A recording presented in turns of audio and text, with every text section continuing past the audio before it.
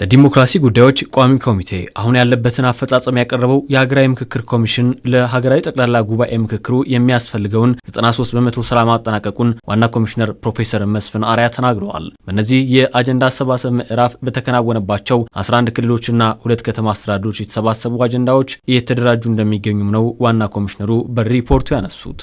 እስካሁን ድረስ ከቨሬጃችን በወረዳ ደረጃ እና በአጠቃላይ ስራ አካሄዳችን የሀገራችንን 93% ገደማ ደርሰናል። ሀገራዊ አጀንዳዎች ሴት እየተደረጉ ነው። ሴት ማድረግ ማለት በጣም በደንብ ሲፍት ተደርገው ቅድም እንዳልኩኝ በደንብ ተመርጠው ሀገራዊ፣ ክልላዊ ወይም ደግሞ ኢንተር ሪጂናል የሆኑትን በሚገባ መለየት ማለት ነው። ይህንን እኛ በሚገባ እየሰራንበት ነው። ኮሚሽኑ ከትግራይ ክልል ውጭ ባሉ ሁሉም ክልሎችና ከተማ አስተዳደሮች አጀንዳ ቢያሰባስብም የትግራይ ክልል ነባራዊ ሁኔታ ባሰበው ልክ እንዳይጓዝ ማድረጉን፣ ይህንን ለመፍታት ተደጋጋሚ ጥረቶች ቢደረጉም ከጊዜያዊ አስተዳደሩ ግን ተገቢው ፍቃድ አለማግኘቱን ዋና ኮሚሽነሩ ጠቅሰዋል። የፕሬዝዳንቱ ይሁንታ 100% ያስፈልጋል። ያ ማለት ነው ማለት ነው። እዚህ ውስጥ የሴኩሪቲ ጉዳይ አለ፣ የሎጂስቲክስ ጉዳይ አለ፣ ብዙ ስራዎች አሉ። ሰዎችን ከወረዳ ነው የምናመጣው ወይም ከየቦታቸው ነው የምናመጣው። እነኚህ የሚመጡ ሰዎች ደህንነታቸው በተጠበቀ መልኩ በዚህ ስብሰባ ላይ ተገኝተው አጀንዳዎቻቸውን ሰጥተው ተሳታፊዎቻቸውን መርጠው ወደ መጡበት በሰላም መመለስ አለባቸው። ይሄ እንግዲህ የኮሚሽኑን ሰራተኞች፣ ኮሚሽነሮች የመሳሰሉትን ሳይጨምር ነው። ስለዚህ ለዚህ ትልቅ ኃላፊነት የክልሉን ኃላፊነት ይፈልጋል። ኮሚሽኑ በተያያዥነት እየተገበራቸው ባሉ ስራዎቹ ዲያስፖራውን ማህበረሰብ በማወያየት አጀንዳዎቹን ተረክቧል። እስካሁን ያሉ ሂደቶችን መሰረት በማድረግ ለሀገራዊ ጠቅላላ ምክክሩ የሚሆኑ 170 አወያዮችን ማዘጋጀቱም ዋና ኮሚሽነሩ በማብራሪያቸው ያነሱት ነው።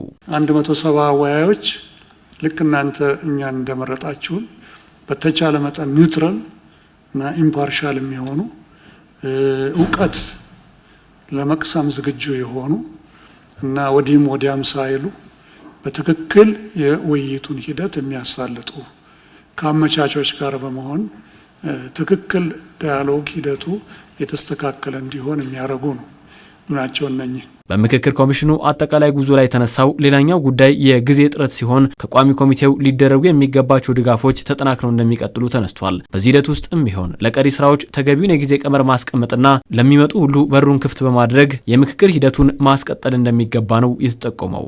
ይሄ ዴሎክ እንደ ማንጠልጠያ ሆኖ እንዳይቀር እንዴት የሚዛኑን እንጠብቅ የምንለው እናንተም እንድትመካከሩበት እንድታዩበት ወደ ትራክ እናምጣ የሚለው ነገር አንዱ ታሳይ ማድረግ ያስፈልጋል።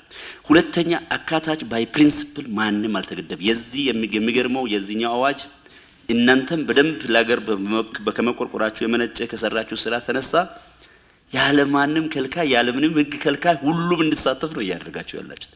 ከግለሰብ እስከ ቡድን ከታጣቂ እስከ በህጋዊ የተመሰገነ ፖለቲካል ፓርቲ ምርጫ ቦርድ ሪቮክ ያደረገውን ፓርቲ ጋም ጭምር እንግዲህ ያደረጋችሁ ነው። ዲስፓይት ኦፍ አጀንዳ እስካሁን ሳሚት አልተደረገም የሚለው እንዳለ ሆኖ ይሄ የሚቀጥል ነው ማለት ነው።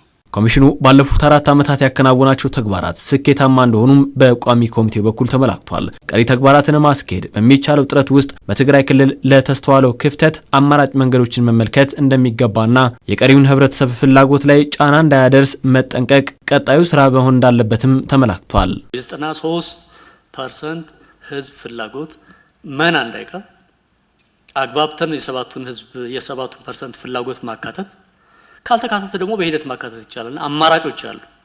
ሜቶዶሎጂያችን በጣም ብዙ እድል የሚሰጥ ነው። አንድና አንድ ነው፣ ቀመር ነው። ከዚህ ፈቃ እንልም ብለን የኢትዮጵያን ህዝብ የሚጎዳ የትግራይን ህዝብ የሚጎዳ አይነት መንገድ እንዳንከተል ጥንቃቄ ማድረግ ያለብን ይመስለኛል። ይሄ ለኮሚሽኑ የማይገባው የማይረዳው ያልተገነዘበው ሆኖ አይደለም። የከበዳችሁ ነገር ገብቶናል። ኮሚሽኑ በህዝብ ተወካዮች ምክር ቤት የተሰጠው የጊዜ ጭማሪ የካቲት 17 የሚጠናቀቅ ይሆናል።